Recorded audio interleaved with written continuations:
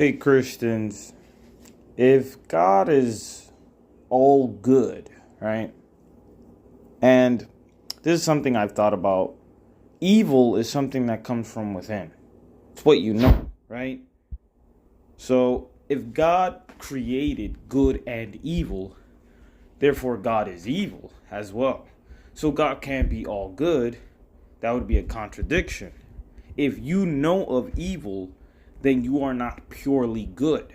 If you were purely good and you had 1% of knowing of evil, which doesn't make sense because he knows of quote unquote all things, including all evils, then that would mean God is not all good.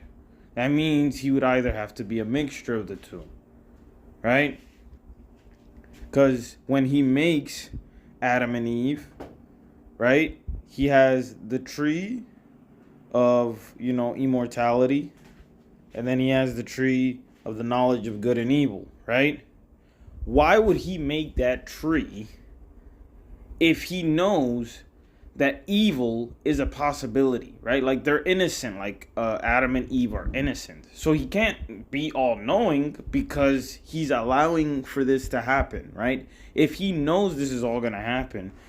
But then I hear a lot of Christians saying like, oh, well, you just have to believe in God. Like, bro, that doesn't make sense. You want me to like just jump off of a bridge as well if that's what God, like, no. I'm not going to do things that don't make sense to me. Right? Like, you can read that as many times as you want. There's so many contradictions in this book. And I'm genuinely asking, how can someone be truly good if they know of any evil?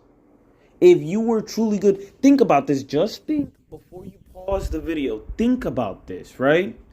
If someone is truly good, they wouldn't even need to comprehend evil to quote unquote avoid it before you say some crazy stuff like, oh, well, technically you would have to know about evil in order to avoid it. No, if you were truly good, let's take Goku for an example. Anyone who's ever watched Dragon Ball Z, that is a person, in theory, that would be truly pure of heart.